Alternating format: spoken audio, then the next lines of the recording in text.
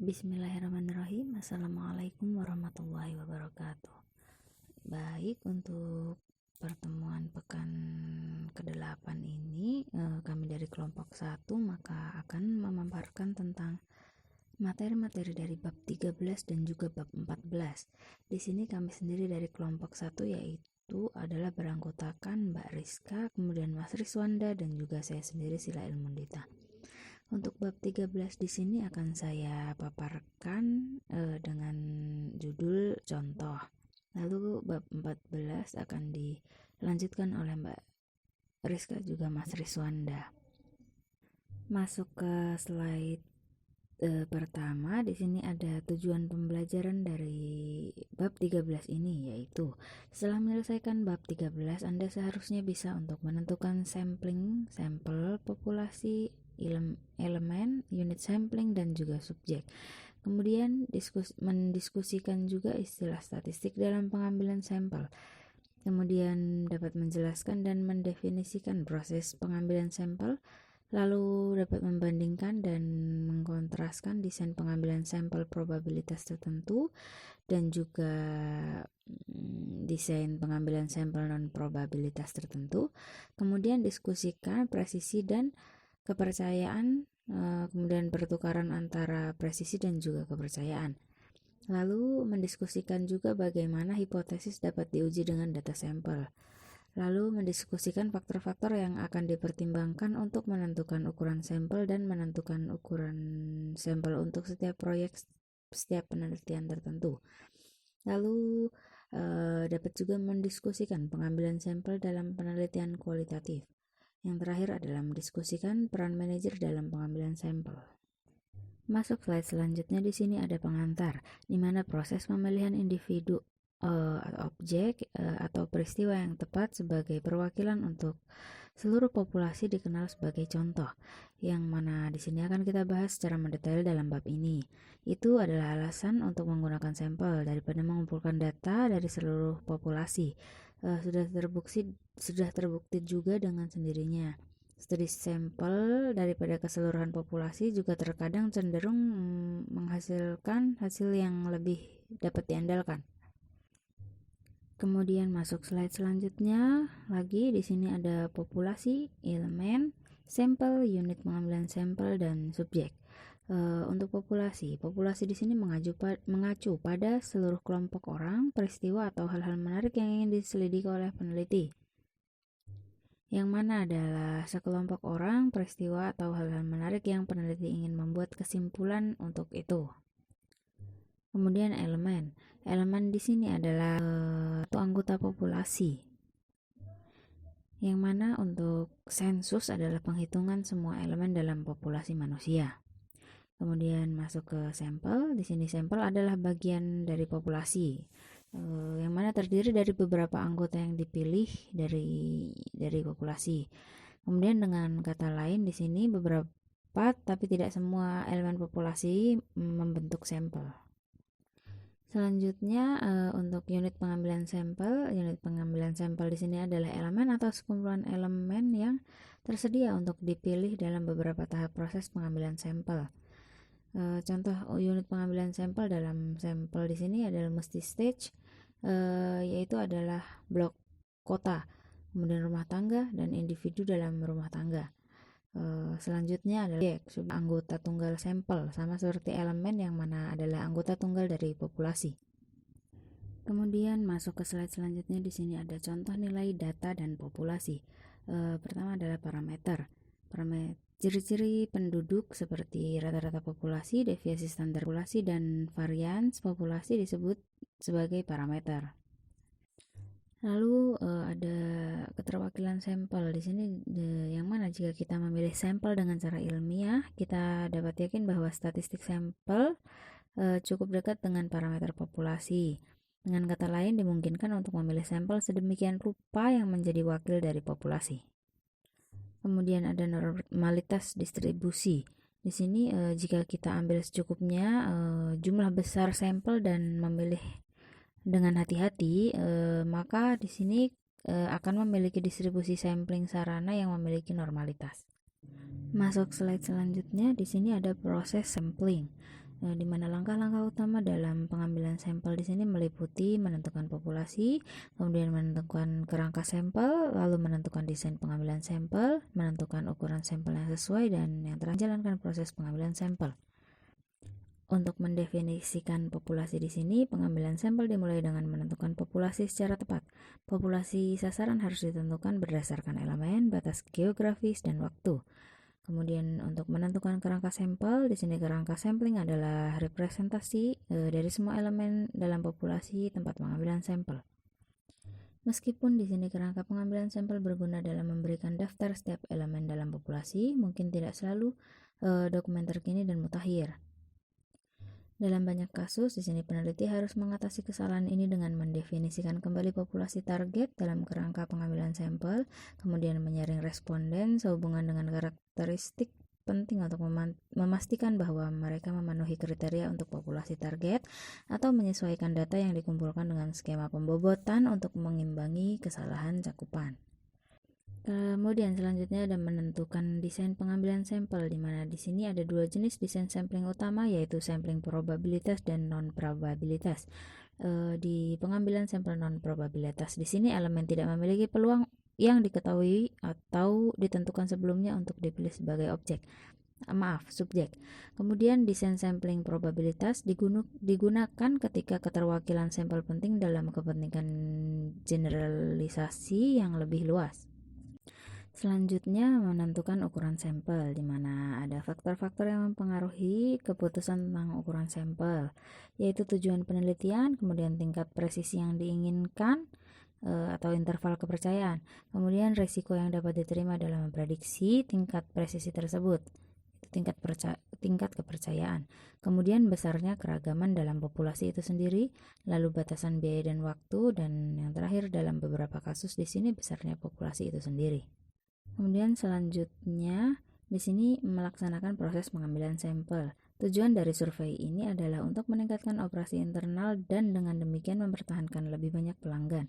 Survei ini bersifat transaksional, yaitu kepuasan layanan dan beberapa variabel terkait diukur dengan pertemuan layanan, yaitu kunjungan ke pengecer.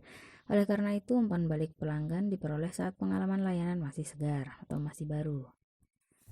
Masuk ke slide selanjutnya, di sini ada probability sampling, di mana yang pertama ada pengambilan sampel acak tidak terbatas atau sederhana, di mana setiap elemen dalam populasi memiliki di sini dikenal dan setara kesempatan untuk dipilih sebagai subjek.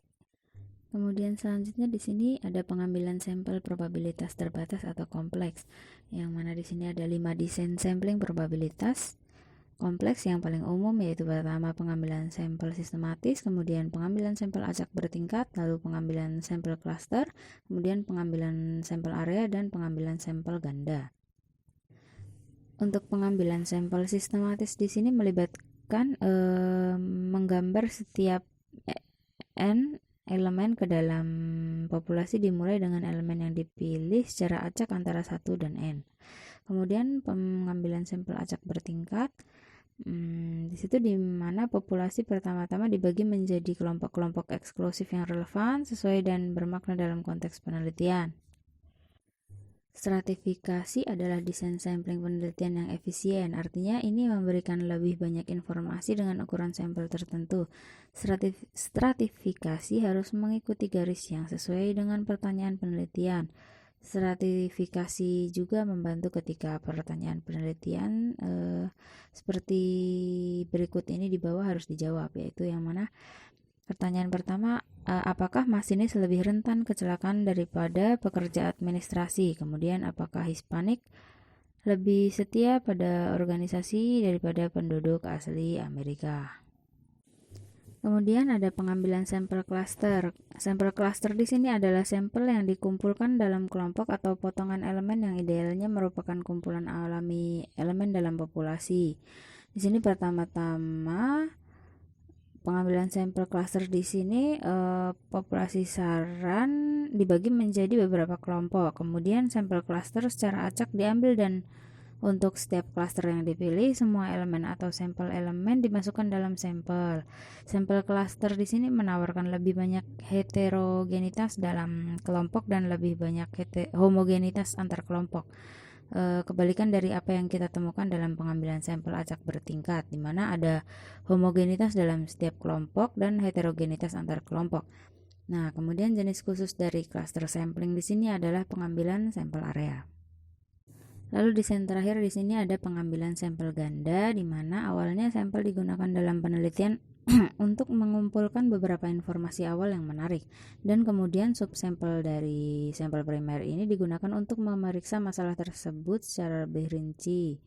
Disebut pengambilan sampel ganda. Masuk slide selanjutnya, di sini ada sampel ketidakprobabilan.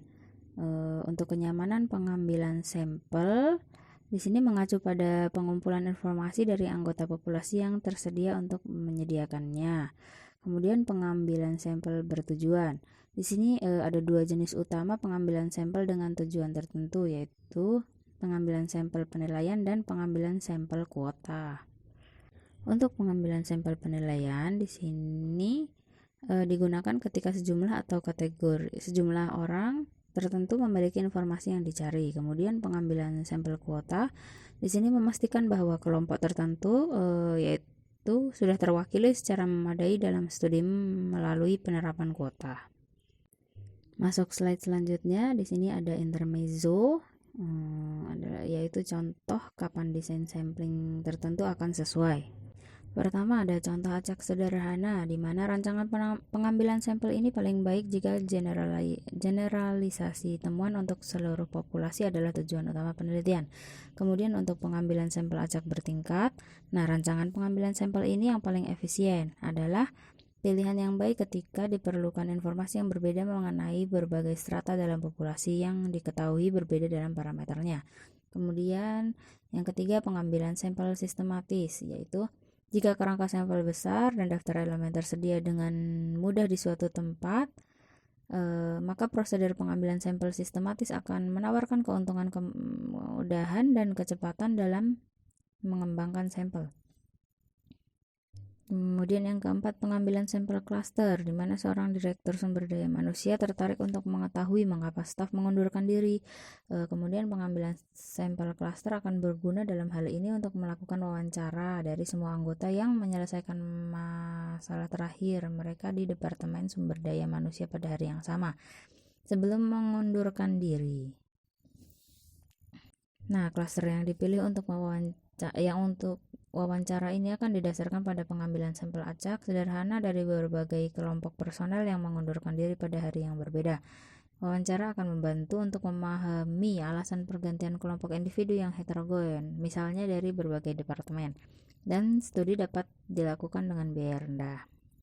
Yang kelima, di sini ada pengambilan sampel area, yang mana pengambilan sampel area paling cocok jika tujuan penelitian terbatas pada lokalitas atau area tertentu. Kemudian yang keenam, pengambilan sampel ganda. Di sini peneliti mungkin ingin melakukan wawancara mendalam dengan individu untuk mendapatkan informasi lebih lanjut mengenai sifat kebijakan yang tidak disukai atau kebijakan yang sebenarnya.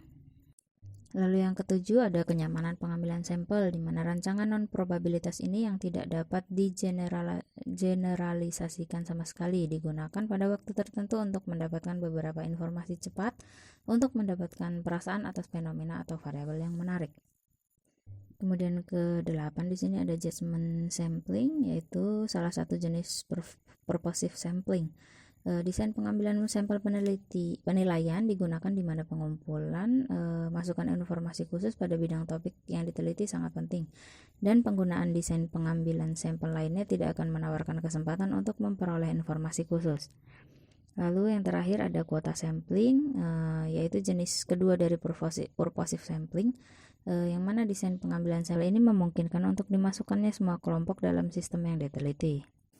Kemudian masuk slide selanjutnya, di sini adalah masalah presisi dan percaya diri dalam menentukan ukuran sampel. Untuk presisi di sini adalah fungsi dari kisaran variabilitas dalam distribusi sampling mean sample. Artinya jika kita mengambil sejumlah sampel yang berbeda dari suatu populasi dan mengambil mean dari masing-masing populasi, biasanya kita akan menemukan bahwa semuanya berbeda, yaitu terdistribusi normal dan memiliki penyebaran yang terkait dengannya. Kemudian untuk kepercayaan, Kepercayaan di sini menunjukkan bagaimana kami yakin perkiraan kami akan benar-benar berlaku untuk populasi. Intinya di sini kepercayaan mencerminkan tingkat kepastian yang kami dapat menyatakan bahwa perkiraan parameter populasi kami berdasarkan statistik sampel kami di situ akan berlaku. Kemudian tingkat kepercayaan dapat berkisar antara 0 hingga 100%. Lalu ada contoh data, presisi dan keyakinan dalam estimasi. Untuk ukuran sampel N adalah fungsi dari variabilitas dalam populasi, kemudian presisi atau akurasi yang dibutuhkan, lalu tingkat kepercayaan yang diinginkan, dan jenis rencana pengambilan sampel yang digunakan. Misalnya pengambilan sampel acak sederhana versus pengambilan sampel acak berstrata. Slide selanjutnya, di sini ada pertukaran antara keyakinan dan presisi. Satu-satunya cara untuk mempertahankan tingkat presisi yang sama adalah dengan melepaskan keyakinan yang dapat digunakan untuk memprediksi perkiraan kami. Artinya di sini kita mengurangi tingkat kepercayaan atau kepastian perkiraan kita. Slide selanjutnya yaitu ada contoh data dan pengujian hipotesis. Data sampel di sini dapat digunakan tidak hanya untuk memperkirakan parameter populasi, namun juga untuk menguji hipotesis tentang nilai populasi, korelasi populasi, dan sebagainya. Masuk ke slide selanjutnya, di sini ada ukuran sampel. Untuk menentukan ukuran sampel di sini, Krejci dan Morgan pada tahun 1970 sangat menyederhanakan keputusan ukuran dengan menyediakan tabel yang memastikan model keputusan yang baik. Kemudian ukuran sampel dan kesalahan tipe 2 di sini, ukuran sampel yang terlalu besar atau terlalu kecil tidak membantu proyek penelitian. Kemudian signifikansi statistik dan praktis. Sini menjadi pertanyaan, apakah signifikansi statistik lebih relevan daripada signifikansi praktis? Misalnya korelasi 0,25 mungkin signifikan secara statistik. Kemudian ada aturan praktis. Di sini Roscoe pada 1975 mengusulkan aturan praktis berikut untuk menentukan ukuran sampel, yaitu yang mana yang pertama, ukuran sampel yang lebih besar dari 30 dan kurang dari 500 sesuai untuk sebagian besar penelitian. Kemudian yang kedua, jika sampel akan dipecah menjadi subsampel, yaitu laki-laki perempuan atau junior senior dan lain-lain, maka diperlukan ukuran sampel minimal 30 untuk setiap kategori. Kemudian yang ketiga, dalam penelitian multivariat, ukuran sampel harus beberapa kali lebih besar dari jumlah variabel dalam penelitian. Kemudian yang keempat, untuk penelitian eksperimental sederhana dengan kontrol eksperimental yang ketat, penelitian yang berhasil dimungkinkan dengan sampel yang berukuran sekecil 10 hingga 20. Kemudian untuk efisiensi dalam pengambilan sampel, di sini efisiensi dalam pengambilan sampel dicapai ketika untuk tingkat presisi tertentu, ukuran sampel dapat dikurangi untuk ukuran sampel tertentu, tingkat presisi bisa ditingkatkan. Beberapa desain sampling probabilitas lebih efisien daripada yang lain. Prosedur pengambilan sampel acak sederhana tidak selalu merupakan rencana yang paling efisien untuk diterapkan. Beberapa desain sampling probabilitas lainnya seringkali lebih efisien. Masuk slide selanjutnya, di sini ada sampling sebagai terkait dengan studi kualitatif. Pengambilan sampel bertujuan di sini adalah salah satu teknik yang sering digunakan dalam penyelidikan kualitatif. Subjek di sini dipilih berdasarkan keahlian dalam subjek yang sedang diteliti. Salah satu bentuk purposive sampling adalah pengambilan sampel teoritis, diperkenalkan oleh Glaser dan Strauss pada 1967 dalam pekerjaan mereka pada teori dasar. Syarat teori dasar mengungkapkan gagasan bahwa teori akan muncul dari data melalui proses berulang yang melibatkan pengambilan sampel berulang, pengumpulan data, dan analisis data hingga kejenuhan teoritis tercapai. Terima kasih. Sekian pemaparan bab 13, dilanjutkan bab 14 oleh Mbak Rizka dan juga Mas Rizwanda. Waktu dan tempat saya persilahkan. Assalamualaikum warahmatullahi wabarakatuh. Kali ini saya akan mempresentasikan mengenai bab 14, yaitu analisis data. Pertama-tama adalah pengantar. Setelah data kuantitatif dikumpulkan dari sampel yang mewakili populasi, langkah berikutnya adalah menganalisisnya untuk menjawab pertanyaan penelitian. Namun sebelum kita dapat mulai menganalisis data, beberapa langkah awal perlu dilakukan. Hal ini untuk membantu memastikan bahwa datanya akurat, lengkap, serta sesuai. Selanjutnya, mempersiapkan data untuk dianalisis. Pengkodean data. Langkah pertama dalam penyusunan data adalah pengkodean data. Pengkodean data melibatkan pemberian nomor ke peserta agar bisa diinputkan ke dalam database. Survei elektronik untuk mengumpulkan data kuesioner, memfasilitasi masuknya tanggapan secara otomatis ke dalam komputer tanpa melakukan proses input.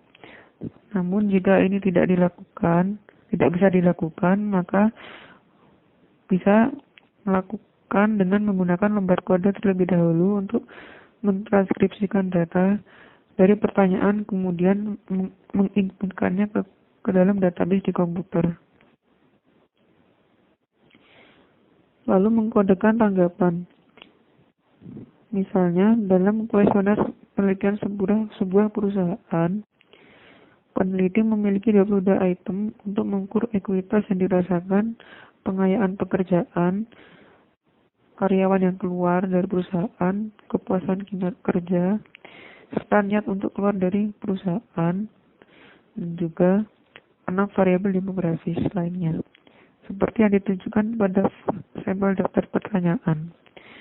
Tanggapan dari 22 pertanyaan pertama bisa jadi dikodekan dengan angka yang sebenarnya untuk dapat dilingkari oleh responden. Misalnya 1, 2, 3, 4, 5, dan seterusnya. Sebagai contoh, variabel tenorial khusus karena merupakan variabel 2 kategori, maka kita bisa menggunakan pengkodean semacam berikut ini. Misalnya kode 0 untuk kerja paruh waktu dan kode 1 untuk kerja penuh waktu. Sejauh ini pengkodean merupakan pendekatan yang paling populer dan direkomendasikan karena lebih mudah untuk dianalisis. Pengkodean juga diterapkan untuk pertanyaan-pertanyaan lainnya. Lalu selanjutnya entry data. Setelah tanggapan dikodekan, mereka dapat dimasukkan ke dalam database. Data mentah dapat dimasukkan melalui perangkat lunak seperti SPSS, data editor. Lalu mengedit data. Setelah data dimasukkan ke dalam database, mereka perlu diedit. Tanggapan kosong atau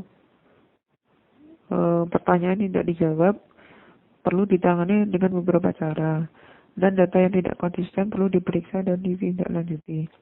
Pengeditan data berkaitan dengan mendeteksi, memperbaiki, memasukkan data, dan mendeteksi kelalaian yang tidak logis, tidak konsisten, atau ilegal dalam informasi yang dikembalikan oleh peserta penelitian atau responden.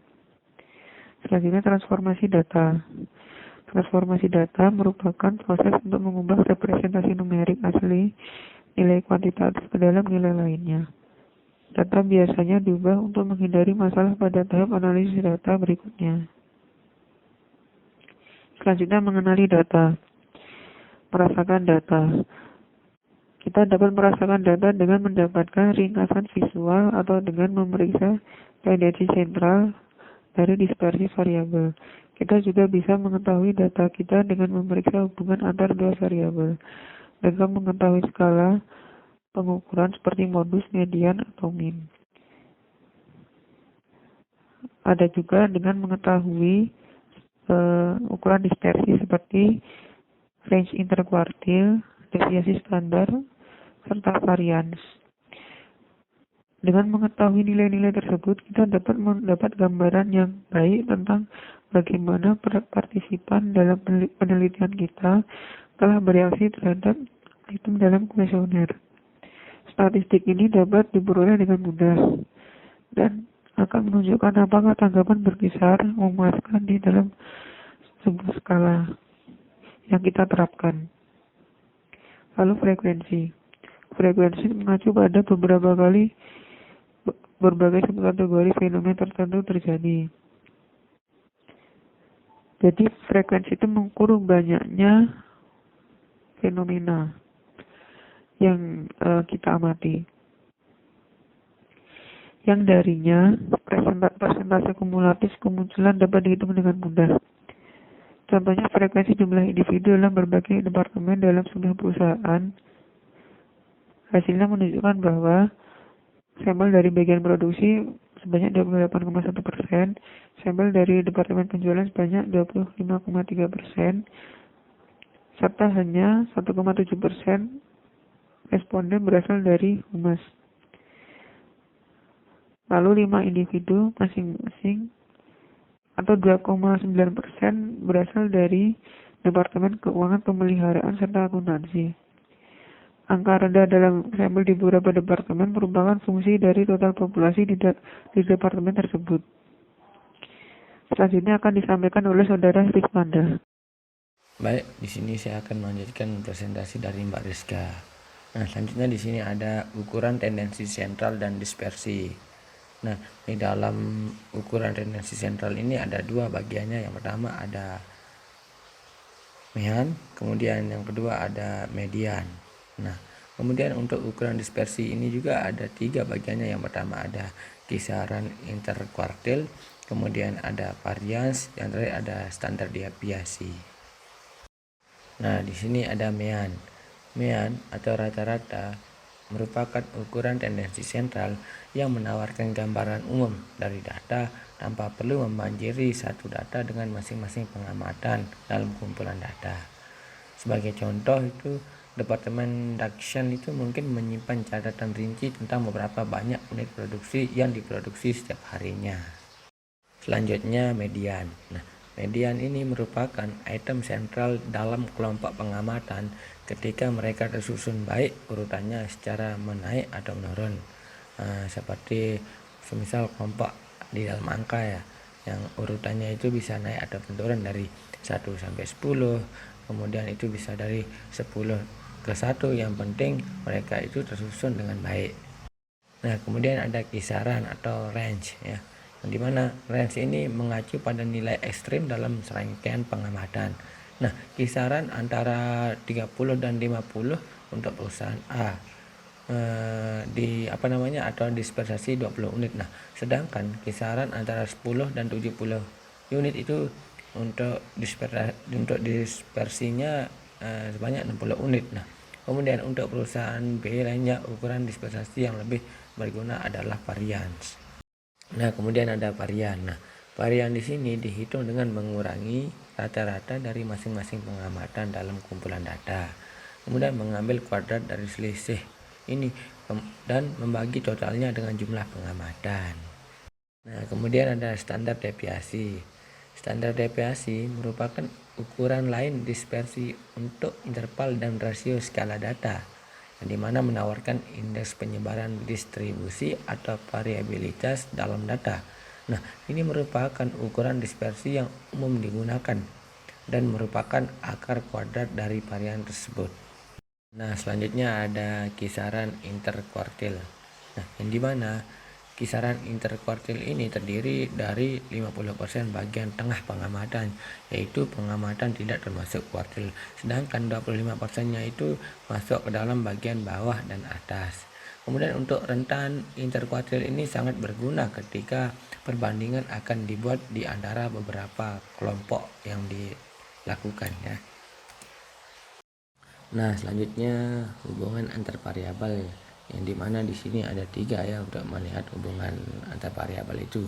Yang pertama di sini ada tes non parametrik, yang dimana tes non parametrik ini tersedia untuk menilai hubungan antar variabel yang diukur secara nominal ataupun ordinal.